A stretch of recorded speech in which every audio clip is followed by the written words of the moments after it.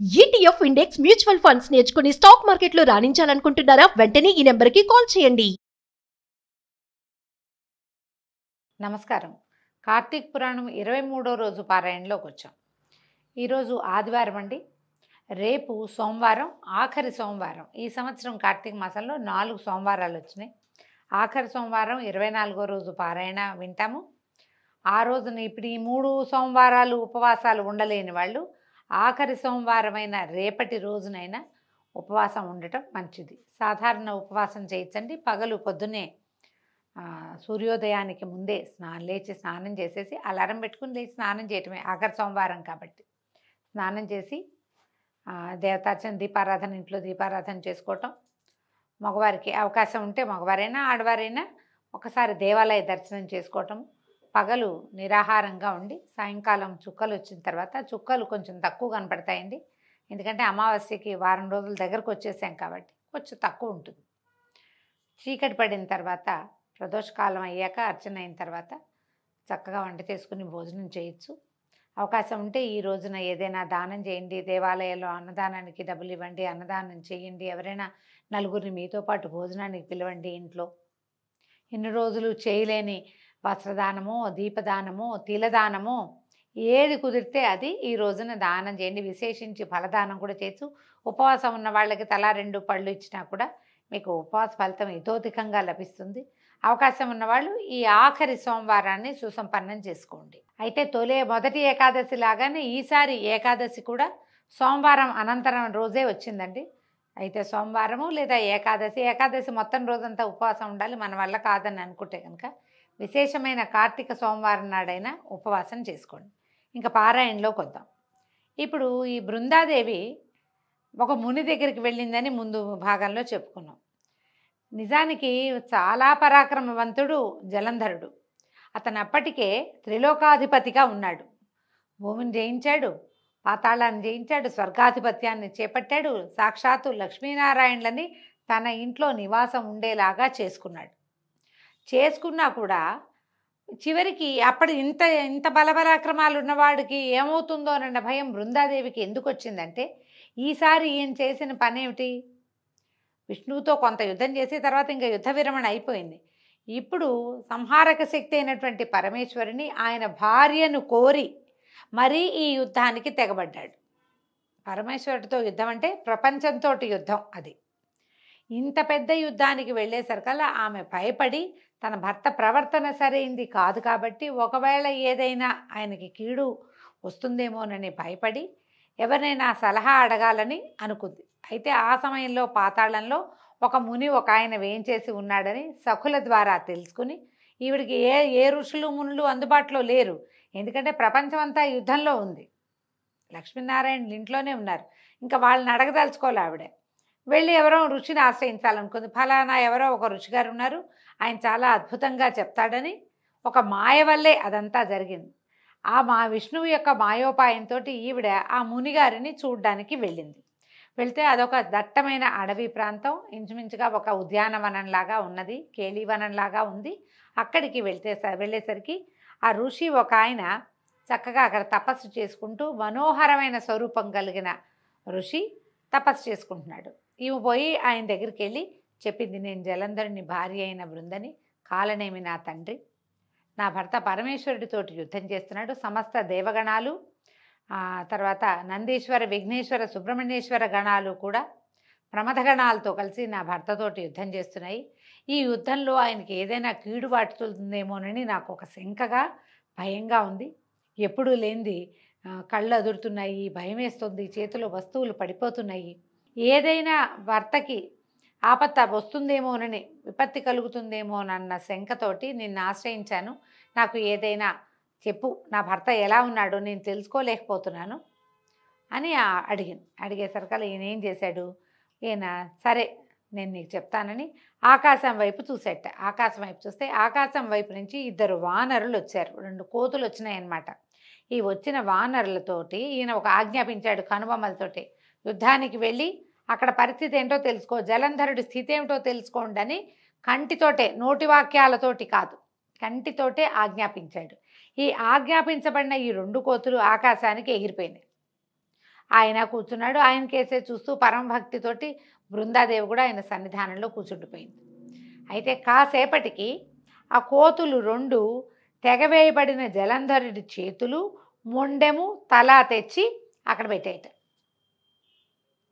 మొండెం కనపడుతోంది, తల కనపడుతోంది, 2 చేతులు నరికేసున్నాయి, తల నరికేస్తుంది. ఈ 3 అవయవాల్ని తీసుకొచ్చే శరీరాన్ని మోసుకొచ్చేసినాయి.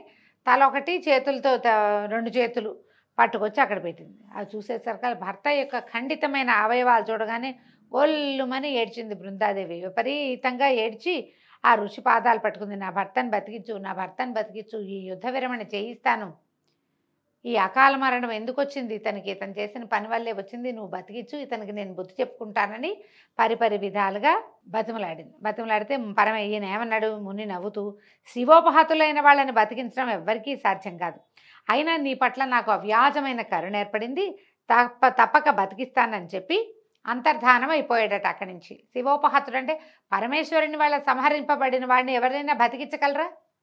నా వల్ల కాదు, కానీ నువ్వు చాలా భక్తురాలివి, చాలా చక్కటి దానివి, నువ్వు ఎంతో బాగా భర్తను గురించి కనుక్కోవాలని అనుకుంటున్నావు, అందుకని నీ మీద నాకు ఎంతో ప్రీతి కరుణ కుదిరినాయి, కాబట్టి బతికిస్తానని ఆయన మాయమైపోయాడు. ఆయన మాయమైపోయిన మరుక్షణము ఈ ముక్కలు చెక్కలుగా పడి ఉన్నటువంటి జలంధరుడి అవయవాలన్నీ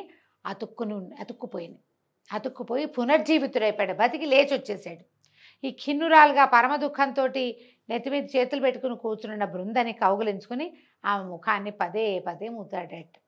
దాంతో ఆవిడ ఈ పునర్జీవితుడైన భర్తను చూసేసరికి పిచ్చిగా సంతోషించేసింది, పులకరించిపోయింది. భర్త చచ్చిపోయాడు అనుకుంది. ఆయన బతికొచ్చేసరికల్లా ఇంకా దేశకాల విచక్షణ నశించింది ఆవిడికి. ఇది ఒక ఋష్యాశ్రమానికి వచ్చాం, ఒక ఋషి ఇక్కడ ఉన్నాడు, ఆయనే ఇతన్ని బతికించాడు, ఆ ధ్యాస కలగల ఆమెకి. ఈ భర్త కౌగులించుకునేసరికల్లా ఇంకా ఆయన ఆ వనంలోనే ఉండిపోయి అతనితో అనేక రకాల సురత క్రీడలతోటి మునిగిపోయింది. అయితే ఈ మనోహరుడు చనిపోయాడు అనుకున్నవాడు బతికొచ్చేసరికల్లా ఈ పిచ్చి సంతోషంలో ఈ తనతో కలిసిన వాడు భర్త కాడని ఆమె గ్రహించల. అనేక రకాలుగా క్రీడించిన ఒక సురతావసాన సమయంలో ఆయన నిజరూపం వచ్చేస్తుంది. ఇది దేవతల గాథల్లో అది కనపడుతుంది అన్నమాట. కళ్ళు మూసుకుని ఉన్న ఆమె కళ్ళు తెరిచి తన మీద ఉన్నవాడు, తనతోటి కలిసి ఉన్నవాడు తన భర్త కాదని, శ్రీమన్నారాయణుడని తెలుసుకునేసరికల్లా వెంటనే ఏం చేసింది, ఆమె లేచేసి అతన్ని బయటికి తోసేసి తన భర్త వేషంలో ఉండి తనని నమ్మించి తన పాతివ్రత్యాన్ని మంటగలిపినవాడు ఈ రాక్షసాంతకుడైన హరిగా మాధవుడిగా తెలుసుకుని పెద్దగా కేకలు పెట్టి అరిచి పోట్లాడింది. ఏమంది, ఓ విష్ణుమూర్తి, పరస్త్రీగామివై చరించిన నీ ప్రవర్తన నిందింపబడుగాక, నీ మాయతో పూర్వంగా వచ్చిన వాళ్ళ వానరులిద్దరూ రాక్షసులై జన్మించి నీ చేత నీ భార్యనే హరించెదరుగాక. నువ్వు భార్యావియోగ దుఃఖితుడివై నీ శిష్యుడైన, అప్పటికి ఈయన పక్కన శిష్యుడు ఒకడున్నాడు, ఈ ముని పక్కన ఆదిశేషువే శిష్యుడుగా ఉన్నట్టు అక్కడ, ఆదిశేషునితో సహితుడివై అడవులలో పడి తిరుగుతూ వానర సహాయమే గతి అయిన వాడివి అగుదువుగాక అని శపించేసింది. భీషణంగా అరిచి కేకలు పెట్టింది, తిట్టింది. పరస్త్రీగామివయ్యావు, నువ్వు పరస్త్రీనైనా నాతో చరించావు కాబట్టి నువ్వు భార్యావియోగాన్ని పొందుతావు. ఏ కోతి మొహాలతోటి వచ్చి నన్ను ఇలా వంచారో, నా భర్త శవాన్ని చూపించారో వాళ్ళిద్దరూ రాక్షసులైపోతారు. వాళ్ళిద్దరూ ఎవరు? విష్ణుమూర్తి ఎక్కడికైనా వస్తే ఎవరు వస్తారండి? ఆయన వెనకాల పడి వచ్చేవాళ్ళు ఎప్పుడు అయితే గరుత్మంతుడు, జయ విజయులు ఆయన పార్షదులైన వాళ్ళు, లేదా ఆయన పడుకుని శయ్యగా ఉండేటువంటి ఆదిశేషువు. శిష్యుడిగా వచ్చిన ఆదిశేషుడికి శాపం తగిలింది. ఈ వానర ముఖాలతోటి వచ్చిన వాళ్ళిద్దరూ తర్వాత కాలాంతరంలో వాళ్లే రాక్షసులుగా జన్మించారు. జయ విజయులిద్దరే రావణ కుంభకర్ణులుగా జన్మించారని కథనం.